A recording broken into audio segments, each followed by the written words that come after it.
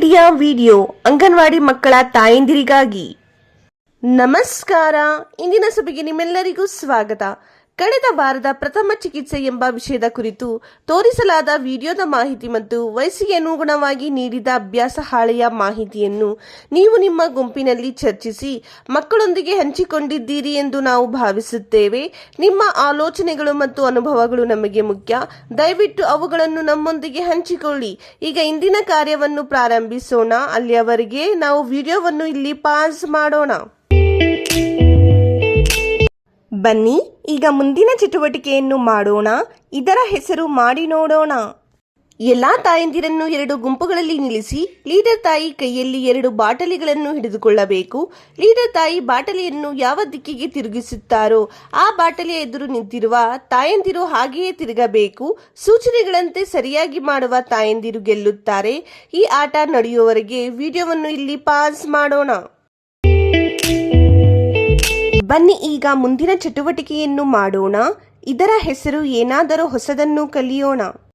ಕಡಲೆಕಾಳು ಉಸ್ಲಿ ಒಂದು ರುಚಿಕರ ಹಾಗೂ ಪೌಷ್ಟಿಕ ತಿಂಡಿಯಾಗಿದೆ.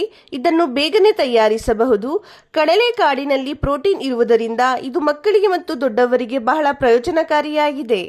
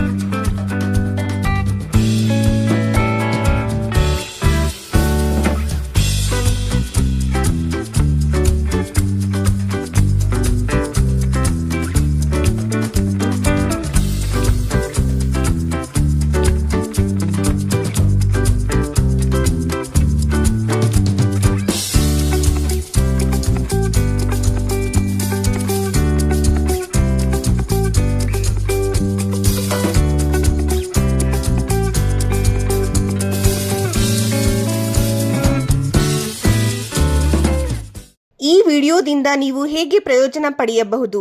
ಎಲ್ಲಾ ತಾಯಂದಿರು ಗುಂಪಿನಲ್ಲಿ ಹೇಳಿ. ಬನ್ನಿ ಈಗ ಮುಂದಿನ ಚಟುವಟಿಕೆಯನ್ನು ಮಾಡೋಣ. ಇದರ ಹೆಸರು ಮನೆಗೆ ಹೋಗಿ ಮಕ್ಕಳಿಂದ ಮಾಡಿಸಿ. ಮನೆಯಲ್ಲಿ ಮೋಜಿನಾಟ. ಕ್ರಮ ಸಂಖ್ಯೆ 1. ಮಕ್ಕಳೊಂದಿಗೆ ಆಶ್ರಯದ ಮಹತ್ವದ ಬಗ್ಗೆ ಚರ್ಚಿಸಿ. ಸ್ಟ್ರಾ, ಕೊಂಬೆಗಳು, ಬಟ್ಟಲುಗಳು ಇತ್ಯಾದಿ ಸಾಮಗ್ರಿಗಳನ್ನು ಬಳಸಿಕೊಂಡು ಚಿಕ್ಕ ಚಿಕ್ಕ ಕಟ್ಟಡಗಳನ್ನು ನಿರ್ಮಿಸಿ. ಕ್ರಮ ಸಂಖ್ಯೆ 2. ಕುಟುಂಬಕ್ಕಾಗಿ ಸುಲಭವಾದ ಬೆಂಕಿ ಇಲ್ಲದ ಅಡುಗೆ ಅಥವಾ ಆಹಾರ ತಯಾರಿಸುವ ಚಟುವಟಿಕೆಯಲ್ಲಿ ಮಕ್ಕಳನ್ನು ಭಾಗವಹಿಸಲು ಹೇಳಿ.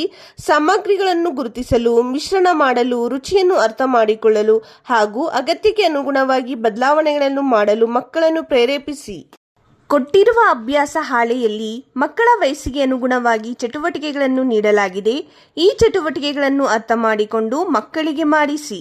ಕೊಟ್ಟಿರುವ ಚಟುವಟಿಕೆ ಮತ್ತು ಅಭ್ಯಾಸ ಹಾಳೆಯನ್ನು ಮಾಡುವುದರಲ್ಲಿ ಮಗುವಿಗೆ ಸಂತೋಷವಾಗಿದೆ ಎಂದು ನಾವು ಭಾವಿಸುತ್ತೇವೆ. ದಯವಿಟ್ಟು ಈ ಅನುಭವವನ್ನು ನಮ್ಮೊಂದಿಗೆ ಹಂಚಿಕೊಳ್ಳಿ. ಇಂದಿನ ಚಟುವಟಿಕೆಗಳು ಇಲ್ಲಿಗೆ ಮುಕ್ತಾಯವಾಯಿತು.